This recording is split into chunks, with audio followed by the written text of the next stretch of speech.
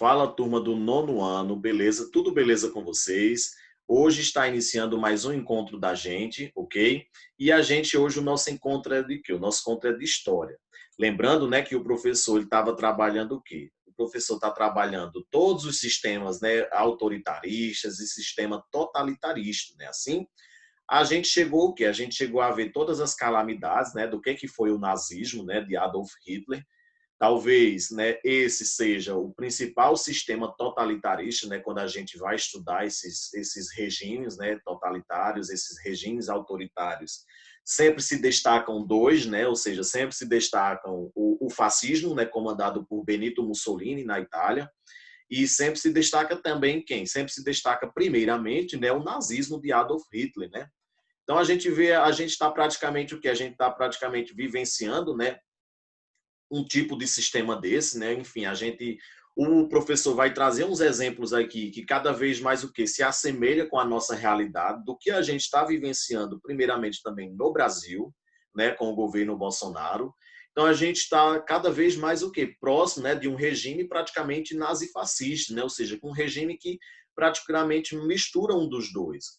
Não é eu querendo ser, por exemplo, contrário a Bolsonaro, nem nada não, mas a gente está cada vez mais, né, com influências, né, bastantes ameaçadoras, né, às liberdades de expressão, né, ou seja, a liberdade de imprensa também, né, e a gente vai começar a observar o porquê disso aí, beleza? A gente também vai observar o quê?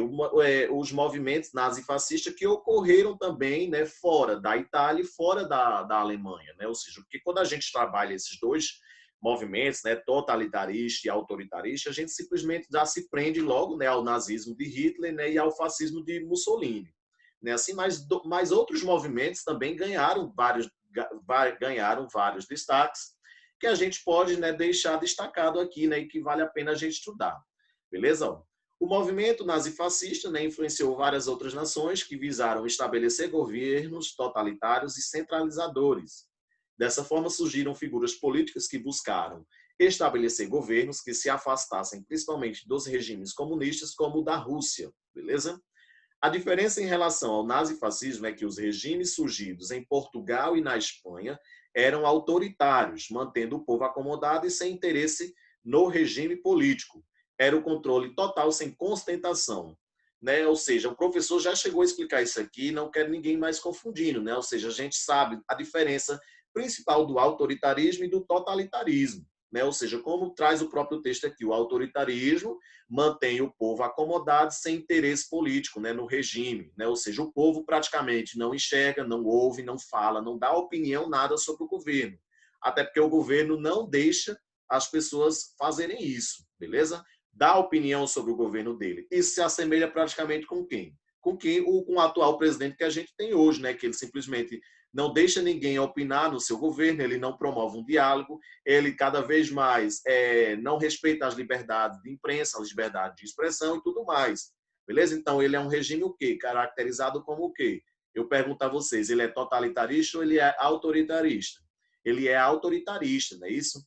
Por exemplo, o totalitarista já é quando o quê? Já é quando eu aceito o governo, né? Ou seja, eu posso questionar o governo, mas apenas com medidas totalitárias, ou seja, eu vou ser praticamente um militante a favor da ditadura, né? Ou seja, eu vou dar o quê? Eu vou dar ênfase para que a ditadura militar seja, enfim, a nova forma de governar. Então, isso aí eu tenho um totalitarismo, beleza? Então, a gente vai começar a observar, né, que em Portugal e Espanha existiram desses, né? Ou seja, em Portugal surgiu o salazarismo, cujo nome vem de Antônio de Oliveira Salazar, né, que assumiu o governo no país, e na Espanha foi o franquismo, né, cujo nome também vem do líder dele, né, que era o general Francisco Franco, né, ambos estes dois que vocês estão vendo nas imagens. Beleza? O salazarismo, ó, português, né, foi um regime político autoritário criado em 1933 e que durou até 1974. Tinha como base ideias semelhantes à dos regimes nazifascistas, ó, como a intervenção do Estado na economia, um governo político controlado na figura de um ditador e a falta de liberdade política e a intervenção e o investimento no militarismo. Ou seja, o Bolsonaro já disse, né, que, por exemplo, fecharia o Congresso com facilidade. Lembra, galera, só a gente tirar, por exemplo, Vamos observar a questão da pandemia aqui, né? Ou seja, do Covid-19, a gente viu cada vez mais o quê? A figura do Estado propriamente dito, né? Tentando intervir, ou seja, fazer intervenção na economia, enfim, dizendo que a pandemia era falsa, de que ela não matava tudo isso e que o Estado tinha que abrir o comércio, porque o comércio tem que mover. Lembra que, tipo, eles só estavam preocupados com o quê? Com a economia, né? Não estavam nem aí pela quantidade de pessoas que iriam morrer, né? Mas eles só queriam salvar primeiramente o quê? A economia, beleza? Portugal, assim como várias nações europeias, né, passava por grandes dificuldades financeiras, recessão, alta inflação, desemprego e fome, fatores que foram decisivos para o golpe político-militar em 1926. O general Antônio Carmona, né, pôs como primeiro-ministro do Estado português Antônio de Oliveira Salazar, com o apoio da burguesia temerosa, né, de perder regalias políticas e econômicas devido ao crescimento das ideias comunistas no leste europeu. Salazar foi conduzido ao poder em 1932. Então, a gente tem cada vez outra semelhança muito grande, que, por exemplo, quem apoia Bolsonaro, praticamente, né, são simplesmente quem? Os burgueses, né, assim como a gente teve nesse regime do salazarismo, né, ou seja, a burguesia apoiando cada vez mais para que o Salazar chegasse a tomar o poder.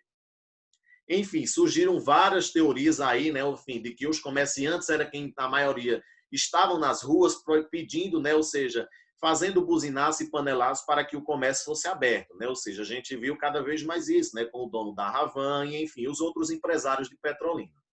Beleza? O franquismo na Espanha, galera. Ó, a extrema-direita passou a se organizar com práticas terroristas, né? Tentando desestabilizar o governo de Frente Popular que existia na Espanha naquela época, né? Durante alguns anos, os generais fascistas, liderados por Francisco Franco, lutaram contra os socialistas, né, mais precisamente a partir de 1936, caracterizando esse período como Guerra Civil Espanhola.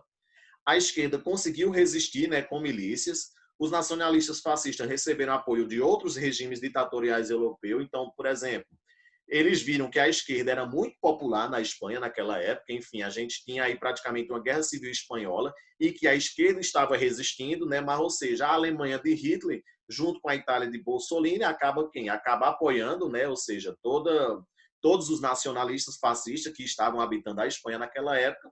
E com isso eles conseguem, né, derrotar a esquerda que estava sendo vitoriosa, beleza? Então, os alemães, né, aproveitaram para testar seus armamentos, né, atacando milícias espanholas. Então, todos os testes de armamentos que a Alemanha tinha desenvolvido, né, eles testaram perante o quê? Perante os espanhóis que estavam, né, do lado oposto aos nacionalistas, né, que era a esquerda.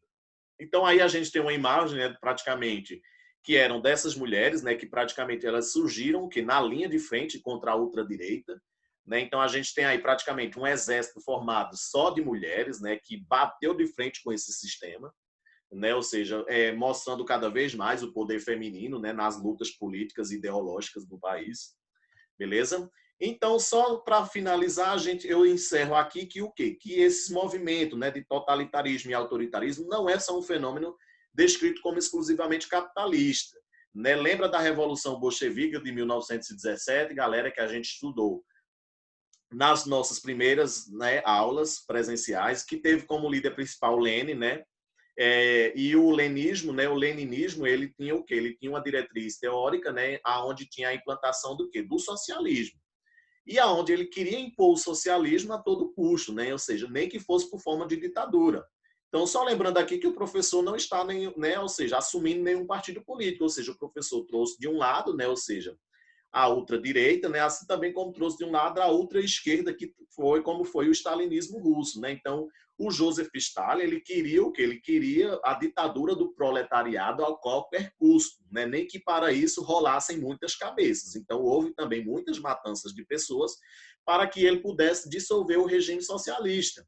Né? Então, aí tem a figura, né, dos dois principais líderes, né, dessa disputa, que foi o Joseph Stalin, né, que é esse à esquerda, e o Trotsky, né, que era praticamente o perseguido de Joseph Stalin, né, perante essa implantação do regime socialista. Né, ele chegou a ser exilado e tudo mais. Beleza? Então, só lembrando, né, peguei aí o exercício, que fica página 87 e 88, e os procedimentos vocês já sabem, né?